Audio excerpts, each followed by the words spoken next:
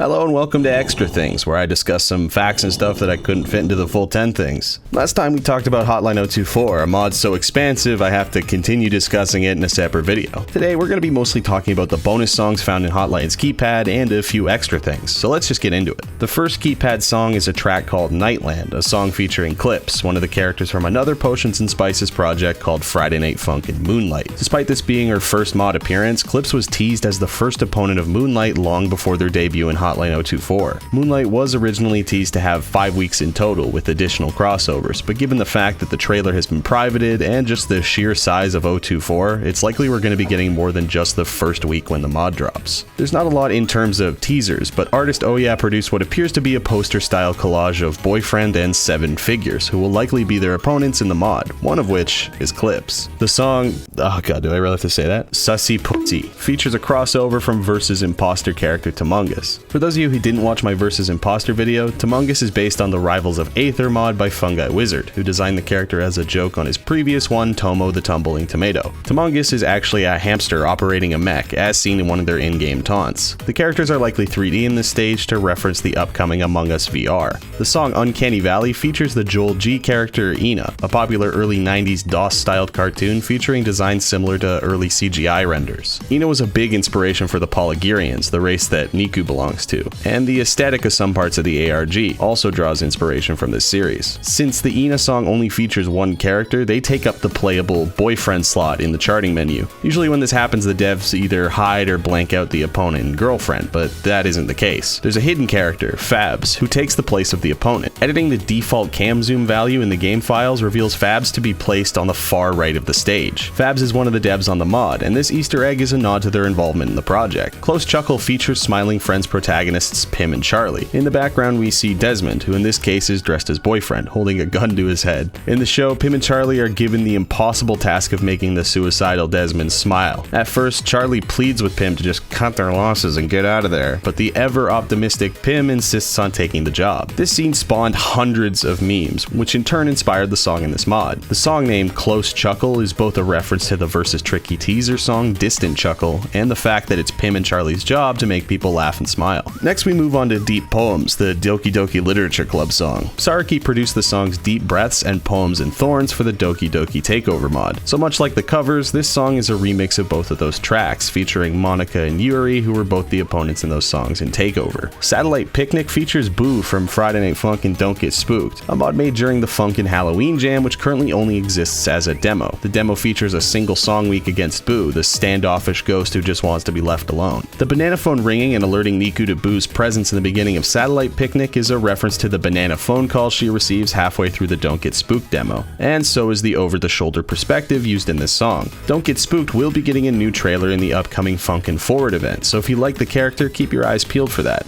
The number 24 is a very important running motif to the mod. The medley update rounds the mod off at 24 songs, the code 2480 gives us access to the bonus songs, and the code 0024 found near the end of the ARG gives us the picture of Niku and her family. During the research process, I found a tweet from Saraki that I forgot to screenshot, so you gotta trust me on this one. Saraki was originally gonna release an album called Line 24, but ultimately decided Hotline sounded cooler. The album never came to be, but that name was what was ultimately used for this mod. Alright, before we go, I want to clarify that when talking about the JoJo stage, I accidentally said that the standoff animation was a reference to Jotaro versus Kira, when in actuality it's a shot-for-shot reference to the standoff between Josuke and Kira. Sorry about that, everyone in this show is named Joe. And that was Extra Things about Hotline 024, I hope you enjoyed. Thanks for watching, and until next time.